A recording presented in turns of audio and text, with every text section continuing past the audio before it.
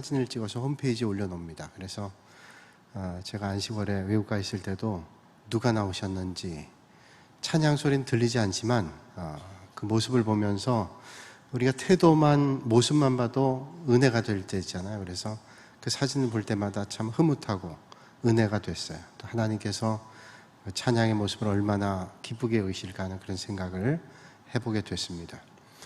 우리가 하나님 앞에 찬양할 수 있다는 게 얼마나 큰 은혜인지 몰라요. 제가 대학교 입학하고 이제 중등부의 교사도 섬기고 또 중등부 교사하면서 제가 섬기던 교회는 5번 주일 오전 예배, 낮 예배를 드렸는데 4부 찬양대원이었습니다. 제가 1예배도 찬양대원이었어요. 베이스 파트. 근데 제가 생각할 땐 파트를 잘못 들어간 것 같아요. 제가 테너를 갔어야 되는데 베이스에 가서 얼마나 힘들었겠어요. 찬양대를 하면서 사실은 많은 걸 배웠습니다. 찬양도 배우고 또 신앙의 자세도 배우고, 그래서 제 믿음 생활에 많은 걸 배운 것이 찬양대다, 그런 생각을 할 수 있습니다. 그때 지휘하셨던 장로님이 김두한 장로님이라고, 아마 음악하신 분들은 예전에 계신 분들 많이 알 거예요. 김두한 장로님, 아주 유명한 찬양곡도 많이 작곡하시고 또 찬양시도 쓰시고 또 지휘도 하셨던, 또 신앙적으로도 아주 모범이 되셨던 그런 장로님이에요. 그래서 그 지휘하시는 장로님 통해서도 은혜 받고, 또 여러 대원들 통해서도 은혜 받고, 또 예배드리는 또 섬기는 예배자로서도 은혜를 받고, 그래서 제 믿음이 자란 것이 참 그 찬양대의 영향이 크다.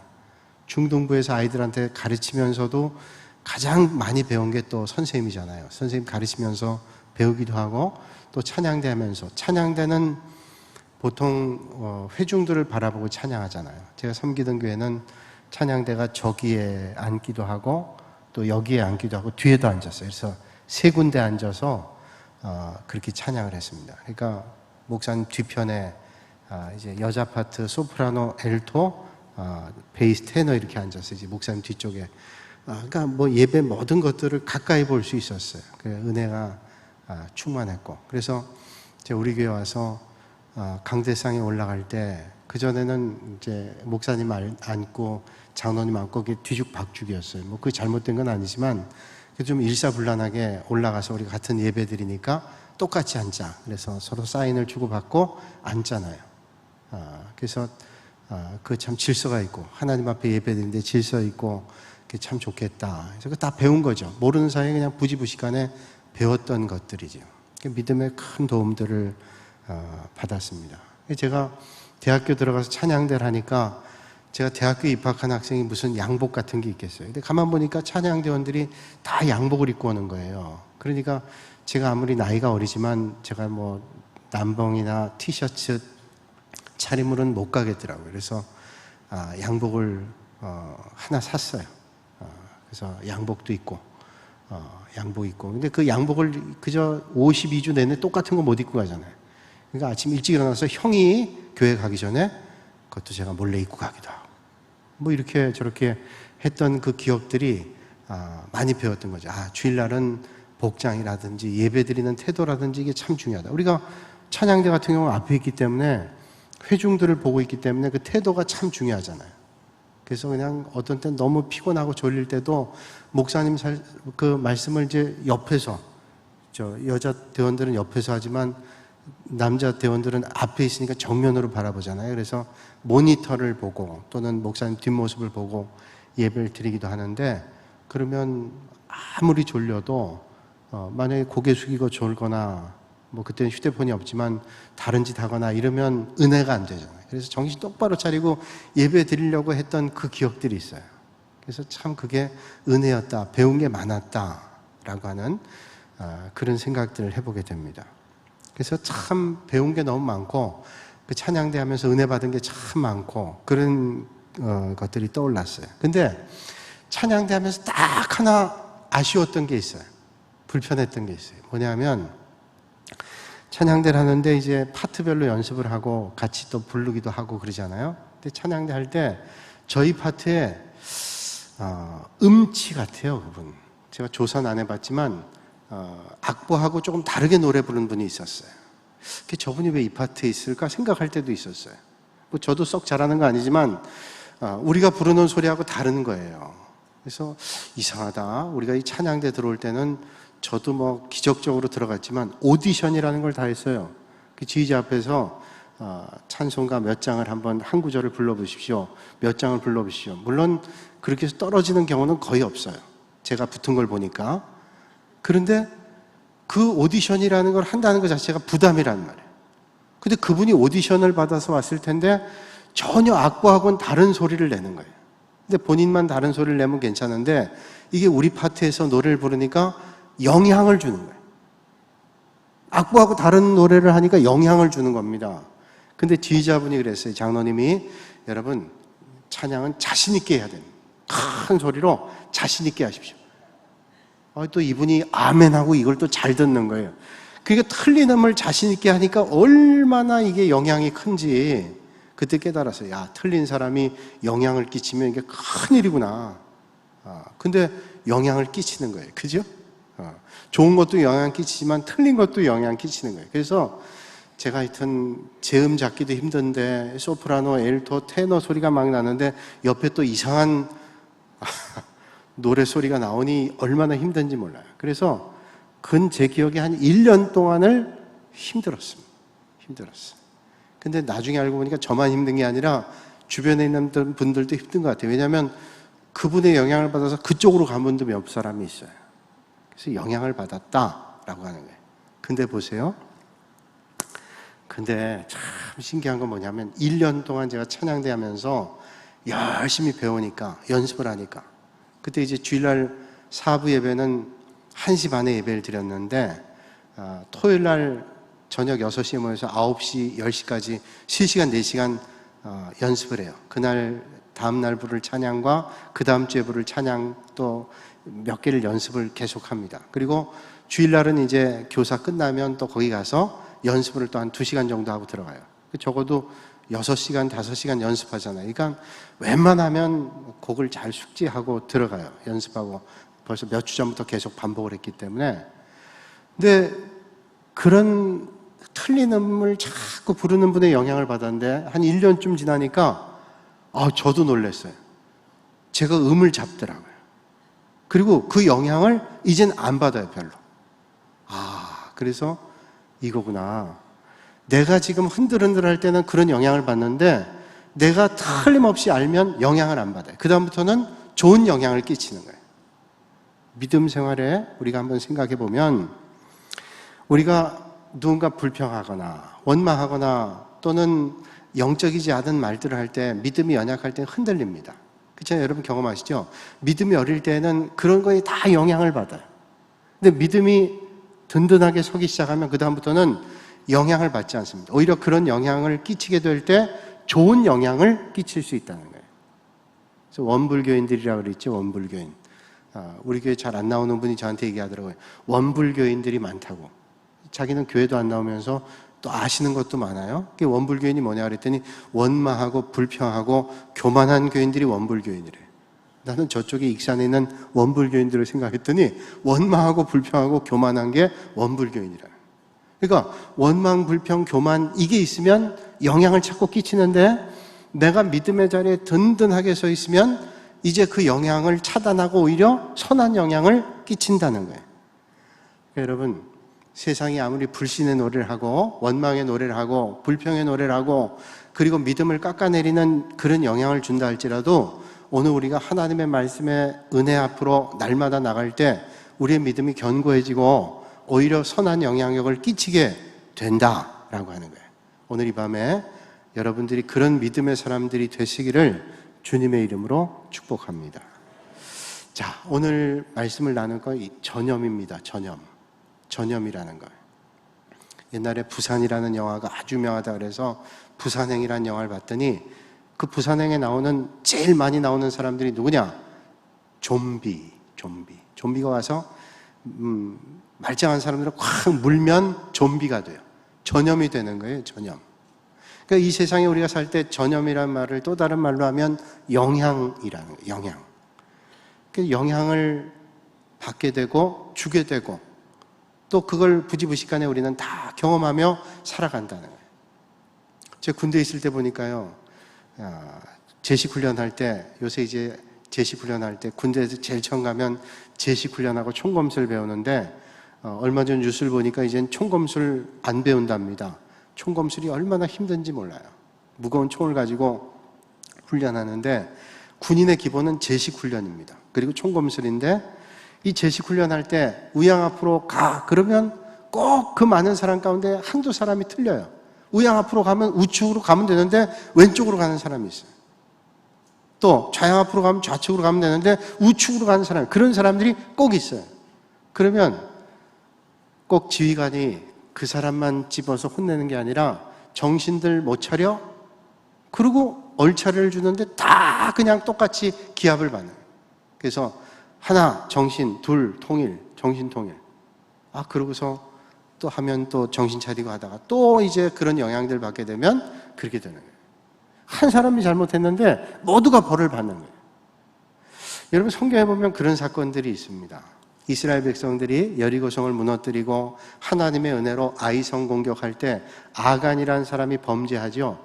그 아간의 죄를 물어서 하나님께서 이스라엘 백성들이 여리고성에 비하면 아무것도 아닌 아이성 공격을 실패하게 되죠. 철저하게 회개하고 저들을 돌아보고 난 다음에 아이성 공격에 성공하게 됩니다. 그걸 신학적으로 얘기한다면 죄의 전가다, 그렇게 말할 수 있어요. 죄의 전가. 아니, 나는 죄를 안 졌는데 저 사람이 죄를 졌는데 그 죄의 전가, 죄의 전염, 그렇게 얘기할 수 있죠. 그런데 성경에 말씀하기를 로마서 5장 19절에 말씀합니다. 한 사람이 순종하지 아니하므로 많은 사람이 죄인 된 것 같이. 우리는 세상의 어떤 논리나 철학을 배우는 게 아니라 하나님의 말씀의 진리를 배우는데, 성경이 말씀하기를 한 사람이 순종하지 않으므로 많은 사람들이 죄인 됐다는 거예요. 이게 죄에 전염됐다는 거 아니에요. 한 사람의 죄 때문에 많은 사람이 죄인 됐다. 여러분, 믿음이 없는 사람들은, 믿음 밖에 있는 사람들은 이게 믿어지지가 않는 겁니다. 믿어지지 않아요. 그래서 하나님께서 죄인을 구원하러 오셨다, 당신은 죄인입니다, 그러면 받아들여지지가 않아요. 아니, 내가 무슨 죄를 졌어? 아담과 하와의 죄가 내가 무슨 상관이 있느냐? 다 그렇게 생각하는 거예요. 근데 예수 그리스도를 믿고 주님을 영접하고 믿음의 길 걸어가다 보면 우리가 정말로 죄인이었다는 것을 발견하게 돼요. 이걸 깨닫게 되는 것은 율법을 통해서라고 오늘 성경을 해요.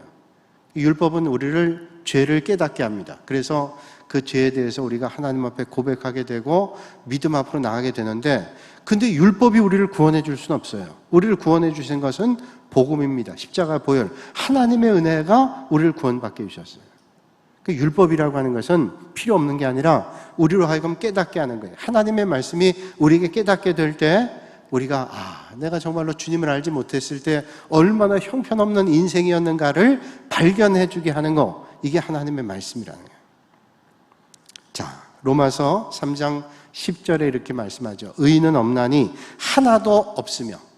세상에 의인은 없답니다. 세상 사람들이 볼 때는 저 사람보다 내가 나아, 나보다 저 사람이 나아 라고 상대적으로 우리는 생각해 볼 수 있지만, 의인은 한 사람도 없대요. 죄인이란 말이에요. 또 로마서 3장 23절에 보다 구체적으로 말씀하는데, 모든 사람이 죄를 범하였습니다. 의인도 없다 그러고 모든 사람이 죄를 범했대요. 그러니까 우리는 성경을 믿으니까 성경의 말씀에 의하면 우리가 한 사람도 의로운 사람도 없고 모든 사람이 죄를 범했다라고 말씀하는 거예요. 그러니까 성경이 말씀하는 바로 우리는 죄인이라는 거예요. 그래서 하나님의 말씀을 믿고 믿음의 길을 통해서 우리가 깨닫게 되는 것은 우린 죄인이었다는 거예요. 근데 믿음 생활하다 보니까, 주님을 영접하고 믿음 생활하면서 내가 얼마나 형편없는 인생이었던가를 발견하게 돼요. 그런데 이랬던 나를 주님께서 찾아오셔서 믿음의 사람 되게 하셨다. 내가 의로운 존재가 아닌데 의롭다고 인정해 주시는 거예요. 의롭다고 인정해 주시는 거예요. 그러니까 은혜지요. 내가 하나도 의로운 존재가 아닌데 주님께서 십자가 보혈의 은혜를 우리에게 허락해 주셔서 의롭다고 인정해 주시니 그게 은혜가 되는 거죠. 근데 아직도 믿음 밖에 있는 사람들은 이게 납득이 안 되는 거예요. 또 믿음 안에 있는 사람들도 이 하나님의 진리의 말씀을 깨닫고 주님을 온전히 바라보지 못하면 이게 납득이 안 되는 겁니다. 그런데 믿음 생활을 할 때마다 우리는 깨닫게 되는 게 참 하나님의 은혜로 내가 주님 전에 나왔다. 그런 믿음의 고백들이 오늘 이 밤에 있으시길 바랍니다. 자, 신학적으로 많은 사람들이 논쟁이 있어서 죄는 전염이 되느냐, 아담과 하와의 죄가, 원죄가 왜 우리에게 전염되냐, 죄가 과연 전염이 될 수 있는 거냐라고 하는 논쟁들이 있습니다. 펠라기우스라고 하는 사람은 자유의지 있는 사람이 선한 의지를 따라 하나님께 순종하고 올바르게 살면 죄 없이 살고 구원받을 수 있다. 그러니까 선한 의지로 살면 죄 없이 구원받을 수 있다. 근데 여러분, 사람의 의지로 구원받을 수 있을까요? 어떤 사람은 의지가 있고 어떤 사람은 좀 의지가 약한 사람이 있어요. 근데 내가 의지로 구원받는다는 사람들은 100% 실패할 가능성이 많아요. 여러분, 내 선한 의지를 가지고 있다 할지라도 하나님이 도와주시지 않으면 우리는 그 의지를 펼치며 살아갈 수 없습니다. 그게 연약함이에요. 그러니까 오늘 우리가 연약하지만 믿음의 성도들이 늘 고백할 수 있는 것은 주님, 나는 연약하니까 하나님 도와주십시오. 성령님 인도하십시오. 그런 고백이 날마다 있어야 된다는 거예요. 펠라기우스가 이단으로 정죄받았어요. 두 번째는 뭐냐면, 인간은 날 때부터 성품상 악한 경향을 가지고 있지만 죄책은 없다는 겁니다. 조금 어려운 얘기지만 알미니우스라고 하는 사람이 그런 말을 했어요. 이것도 온전하지 않은 얘기예요.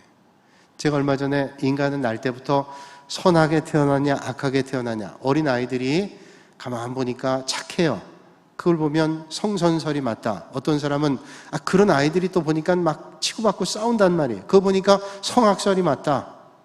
근데 우리 기독교 인간과는 성선설도 성악설도 아니고 어떠냐? 고민하는 인생 아니에요? 그래서 바울의 고백처럼 나는 선을 행하려고 하지만 악을 행하고 있다. 오호라, 나는 곤고한 사람이다. 그래서 기독교 인간과는 고민하는 거죠. 그래서 하나님의 은혜를 구하지 않고는, 하나님의 도우심이 없이는 도저히 살아갈 수 없다. 그러니까 우리의 의지가 하나님을 향하는 곳으로 나가야 될 그 틀림없는 이유가 있어요. 그러나 우리의 의지만으로 안 되기 때문에 하나님의 도우심을 날마다 구해야 돼요. 여러분, 오늘도 이 밤에 예배 드리러 왔어요. 여러분들의 의지로 하나님 앞에 나와 예배 드리러 온 거예요. 그런데 의지만으로 가능했냐? 나오고 싶었는데 내가 몸이 아팠거나 아니면 나오는 순간 중요한 누군가를 만나게 됐거나 뭐 여러 가지 사정이 있다면 의지가 있었어도 못 왔을 거예요. 그러니까 오늘 이 자리에 앉아서 예배 드릴 수 있는 것도 가만히 생각해 보니까 하나님의 은혜예요. 하나님의 은혜. 그래서 믿음의 성도들은 날마다 주님의 은혜 앞에 고백하면서 하나님의 도우심을 걷는 거예요. 여러분, 오늘도 여러분들의 간절함을 하나님 앞에 올려드리고 하나님의 도우심을 구하실 수 있는 여러분들 꼭 되시기를 바랍니다. 늘 우리가 하나님의 은혜와 도우심을 구하는 믿음의 길을 걷는 거예요. 어거스틴 같은 사람은 원죄를 얘기하죠. 아담과 하와의 죄가 후손들에게 죄의 전가가 됐다는 거예요. 그게 성경의 말씀이에요. 그러니까 이게 하나님의 말씀으로만 우리가 이게 깨닫고 발견돼요. 그러니까 믿지 않는 사람들은 하나님의 말씀을 믿지 않으니까 이게 받아들여지지 않는 거예요. 여러분, 사람의 문제는 뭐냐면, 죄가 없다라고 할 때 정말로 죄가 없어서 죄가 없다 그러는 게 아니라 다른 사람을 보면서 상대적으로 죄가 없다 생각하는 거예요. 야, 난 죄 없어. 넌 죄 있을지 모르지만 난 죄 없어 라고 말하는 사람들은 정말로 절대적으로 죄가 없어서가 아니라 상대적으로 누군가를 보면서 죄 없다고 생각하는 거예요. 내가 너보다 낫다. 그건 세상 사람들이 생각하는 판단일 수 있을지는 몰라요. 그러나 성경은 죄를 뭐라고 말하는가 하면, 죄는 궁사가 활을 당겨 쏠 때 관역을 벗어난 것을 죄라고 얘기합니다. 그래서 헬라어의 하마르티아라는 말로 얘기한다 그러죠. 죄는 궁사가 활을 쐈을 때 관역을 맞춰야 되는데 관역을 벗어난 게 죄라는 거예요. 우리는 그렇게 죄라고 생각하지 않잖아요. 죄는 어떤 세상의 법이나 도덕의 법이나 어떤 법들을 어기면 죄라고 생각하지만 성경이 말씀하는 죄는 관역을 벗어나는 겁니다. 하나님의 뜻을 벗어나는 겁니다. 그게 죄라는 거예요. 그러니까 그런 기준에 따르면, 이 세상의 기준으로 말할 것 없이 하나님의 법의 기준에 따르면 죄 범하고 사는 인생들이 얼마나 많은지 몰라요. 여러분, 성경이 그러면 어떤 걸 죄라고 얘기하냐? 뭐 여러 가지를 말씀하지만 4가지만 한번 살펴볼까요? 성경의 죄는 법을 어기는 겁니다. 그 법은 사회에서도 법을 어기면 죄라 그러고 성경의 법도 어기면 죄라 그러잖아요. 우리는 요한일서 3장 4절에 이렇게 성경의 죄에 대해서 말씀합니다. 같이 한번 읽어볼까요? 앞에 나와 있어요. 죄를 짓는 자마다 불법을 행하나니 죄는 불법이라. 그러니까 하나님이 만들어 놓은 법을 어기거나 사람이 만들어 놓은 법을 어기는 건 불법, 죄라는 거예요. 여러분, 어떤 때는 법으로 말하면 이게 죄인데 사문화된 법이 있잖아요. 요즘에 김성태 한나라당 의원이 주장하잖아요. 그게 거의 사문화된 법인데 지금 그걸 법으로 걸면 걸린다는 거예요. 뭐예요? 피의사실 공포, 피의사실 공표한 거. 피의사실이 이건데 이거 공포하고 떠들고 다니면 안 된다는 거예요. 근데 거의 이거를 지키지 않았다는데 그걸 지금 이제 검찰에서 어겼다라고 해서 고발했잖아요. 그게 거의 사문화된 건데 이게 법에 따르면 이게 문제가 있다는 거예요. 그러니까 성경에 말하는 법을 어긴다는 건 요한일서 3장 4절에 말씀하는 대로 죄를 짓는 자마다 불법을 행한다. 죄는 불법이라. 죄는 불법이라는 거예요. 또 하나는 모든 불의한 것을 죄라고 성경 말씀합니다. 그러니까 자, 죄는 하나님의 법 어기는 것 죄고 또 세상의 법 어기는 것도 죄라고 세상이 얘기하죠. 그 다음 또 두 번째는 모든 불의한 것. 요한일서 5장 17절에 말씀하고 있어요. 자, 한번 같이 한번 읽어보죠. 어떤 게 죄예요? 모든 불의가 죄다. 그러니까 옳지 않은 것을 따르는 건 죄예요. 그러니까 우리가 믿음 생활하면서도 옳지 않은 걸 따라가면 그건 죄라는 겁니다. 그리고 세 번째로 알고도 행하지 않는 것도 죄입니다. 여러분 성경에 보면 알고 행한 죄도 있고 모르고 행한 죄도 있잖아요. 그래서 속죄죄, 속건죄 그렇게 하나님 앞에 제사를 드리죠. 속죄죄, 속건죄. 알고도 지은 죄 있지만 모르고도 지은 죄가 있어요.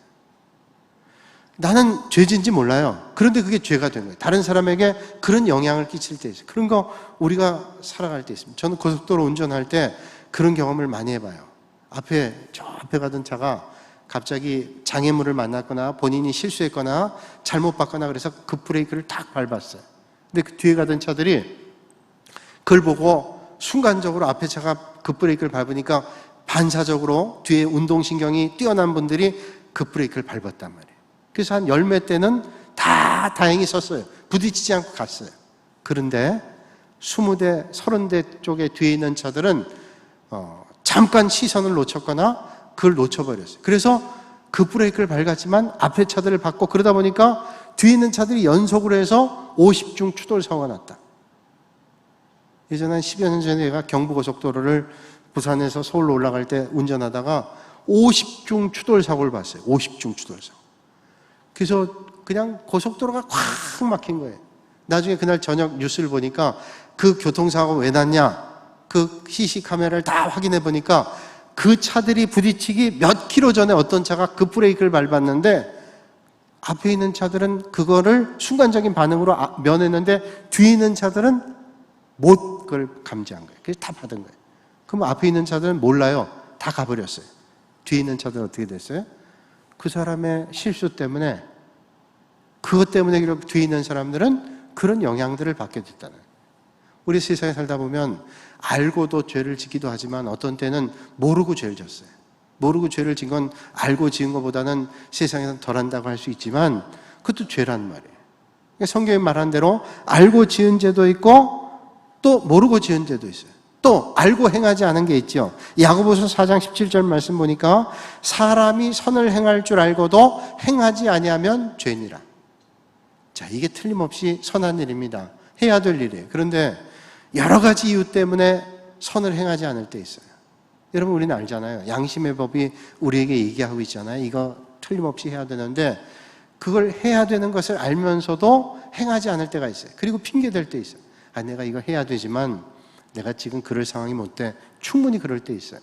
성경에 보면 그런 말씀이 있습니다. 강도 만난 사람이 있는데 거기에 제사장 지나고 또 레위인도 지나고 다 지나죠. 근데 다 지나갑니다. 제사장 레위인은 왜 지났을까?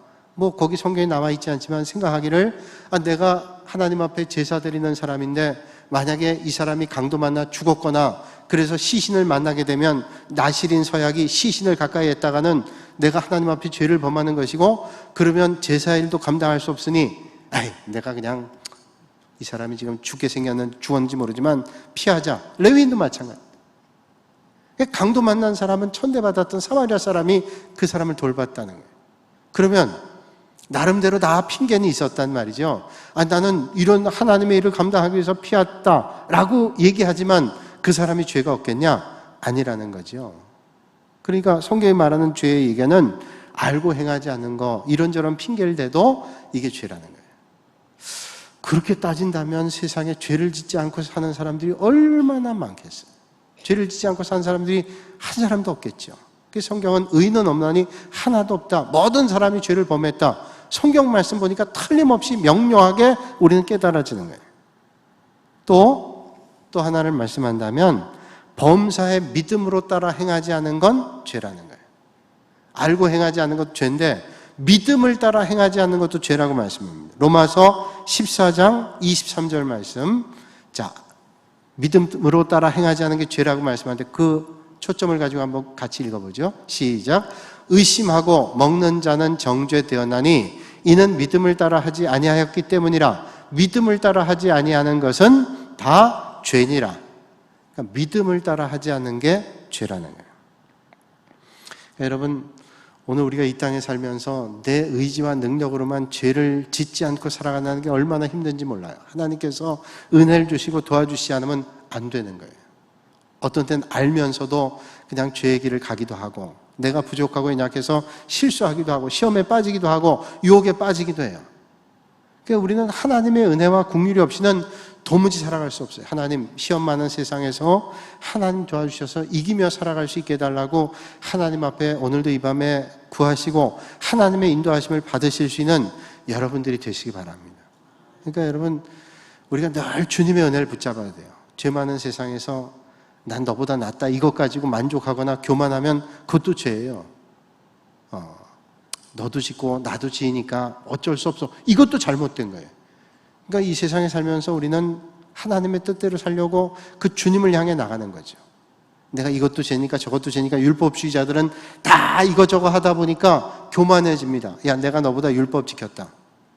근데 정말로 믿음으로 살기 위해서 어떻게 해야 되냐면, 제가 제자 훈련 때 말씀드리지만 이 컵 안에 지금 물이 있잖아요. 물이 있는데 이 컵 안에 있는 물이 있기 때문에 물이 차 있는 동안 공기가 거기에, 물론 물 안에 공기도 있지만 물이 들어가 있는 동안 공기가 빠져 있는 거예요. 그러니까 빈 컵 안에 있는 공기를 빼내기 위해서, 빈 컵 안에 있는 공기를 빼내기 위해서 가진 방법을 다해서 빼도 또 공기가 들어갑니다. 어떻게 해야 되냐면 여기에 물을 채워넣으면 공기가 빠지는 것처럼 우리가 죄 많은 세상에, 시험 많은 세상에, 어려움 많은 세상에 우리가 하나님의 은혜와 뜻 가운데 살기 위해서는 하나님의 은혜를 채워놓고, 하나님의 말씀을 채워놓고, 성령의 은혜를 채워넣을 때 하나님의 은혜가 여러분들을 붙잡아 주시는 줄로 믿으시길 바랍니다. 그러니까 우리가 하나님의 말씀 앞에, 은혜 앞에 자꾸 나오면 채워지는 거예요. 은혜가 채워지고, 말씀이 채워지고, 성령님이 채워지고, 그래서 주님의 은혜 가운데 사는 거예요. 제가 말씀드렸잖아요. 목사인 저도 하나님의 말씀을 게으리하고 하나님 앞에 기도하는 걸 게으리하면 이게 성령 충만이 점점 소멸되는 거예요. 가장 큰 저주가 뭐예요? 제가 말씀드렸죠. 가장 큰 저주가 은혜 못 받고 목회하는 거예요. 은혜 못 받고 믿음 생활. 여러분, 은혜 못 받고 믿음 생활 해보세요. 이렇게 예배드리는 한 시간이 얼마나 힘들겠어요. 그런데 은혜 받고 믿음 생활 해보세요. 은혜 받고 믿음 생활하면 하나님의 말씀이 그리워지고, 예배 시간이 그리워지고, 하나님 앞에 올려드리는 시간이 너무 복된 시간이에요. 제가 지난 안식월 때 러시아 갔다 그랬잖아요. 예배를 2시간 이상 드려요. 서서. 그거 은혜 없이는 못해요. 그리고 제가 또 말씀드렸죠. 성찬을 하는데 그 숟가락 하나를 가지고 그냥 온 가족이 다 먹는 거예요. 성찬을 하는데 앞에 있던 사람 주고 가니까 그 사람, 두 번째 사람 또 그걸 빨아먹고, 세 번째 다, 거기 예배 드리는 사람 다 그 숟가락 하나를 가지고 먹고, 그 다음에 마지막에 사제인 그분이 쭉 말아가지고 마무리를 해서 수건에 써서 넣고 다음에 또 꺼내서 또 쓰는 거예요. 우리 다음 성찬 때는 그렇게 하면 아마, 아니 목사님 위생관념이 어떻게, 저도 마지막에 쪽팔 자신이 없네요. 그러니까 그건 이제 뭐 다르지만, 저걸 보면서 하나도 더럽다고 생각, 저만 조금 그랬지 다른 분들은 전혀 안 그래요. 저분들은 은혜의 소독이 다 소독시키겠다, 그런 생각이 드는 거예요. 여러분, 그러니까 날마다 주의 말씀 앞으로, 은혜 앞으로 와서 여러분들이 드리는 예배 시간이 감격의 시간 되고 은혜의 시간 되시기를 바랍니다. 오늘 제가 어떤 분들하고 점심을 먹었는데요, 그때 교회 나온 지 얼마 안 되신 분이, 집사님이 그런 얘기 하시더래요. 난 요새 주일이 기다려져. 주일이 기다려진대요. 나 그 말씀 듣고 너무 감사하더라고요. 주일이 기다려지고 말씀이 기대가 되고. 그래서 그분이 그렇대요. 나는 두기고 같은 사람이 될 거야. 두기고. 들어보셨나요? 두기고? 얼마 전에 제가 말씀드렸죠. 두기고, 바울을 열심히 도왔던 믿음의 사람 두기고. 그러니까 저는 말씀을 전했지만 받는 사람이 은혜로 받아가지고 그 말씀이 막 은혜가 넘친 거예요.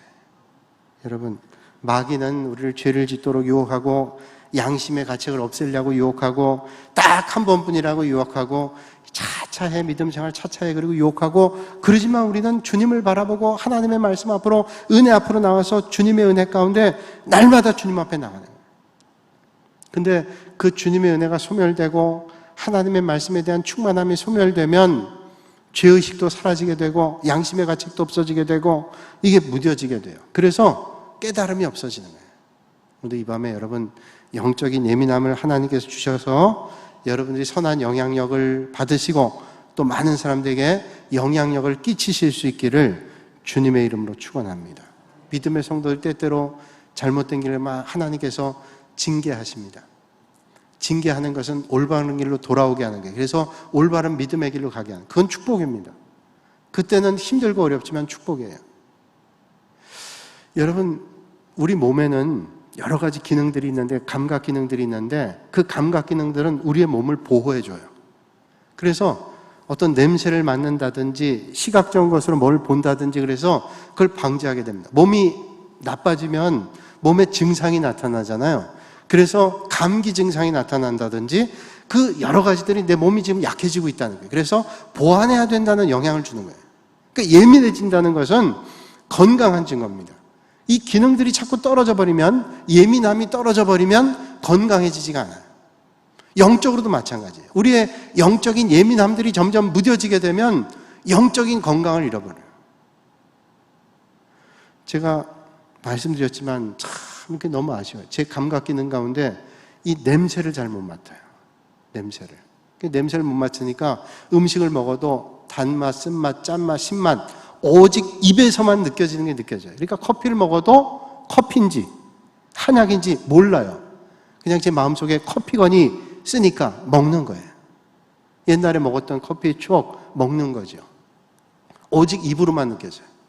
제가 깜짝 놀란 적이 있는데, 아침에 사역 훈련하는데 권사님이 커피를 사오셨어요. 아무 생각 안 하고 커피를 마셨어요. 근데 먹다가 제가 궁금한 거예요. 그분이 그 마호병에다가 가져오셨기 때문에 이게 어떤 건지 몰랐어요. 컵에다 따라 주셔가지고 먹으면서, 권사님 이게 무슨 한약이에요? 이게 커피를 마시면서 제가 이게 무슨 저는 마호병에 갖고 와서 한약인 줄 알았어요. 그랬더니 권사님이 커피인데요? 그때 제가 충격받았어요. 이게 쓰니까, 여러분, 이게 안 믿어지시는 분들은 어떻게 해야 될까? 코를 한 대, 이게 얼마나 중요한 건지 몰라요. 감각 하나하나가. 얼마 전에 볼펜에 뭐가 부러져가지고 본드를 붙였거든요. 강력 본드를 붙여가지고 그 본드가 볼펜 겉에 붙어가지고 그 볼펜을 살리기 위해서 스티커를 제거하는 기름이 있어요. 그걸 갖다 뿌렸어요. 그래서 닦았어요. 아무 냄새도 안 났어요. 아무 냄새도. 그런데 머리가 너무너무 아픈 거예요. 이게 느끼지 못하니까 영적으로는 사람의 코, 눈 안 보일 수도 안 느껴질 수 있어요. 그러나 우리 영혼이 메마르거나 예민함을 잃어버리면 심각하겠구나. 여러분, 오늘도 하나님의 은혜를 떠올리면서 주님 은혜 앞으로 날마다 가셔서 영적으로 예민해서 날마다 복 있는 자리에 서시는 여러분들이 되시기를 주님의 이름으로 축원합니다. 이 시간 우리 말씀 생각하면서 우리 두 가지 함께 기도하면 좋겠습니다. 먼저 우리 교회를 위해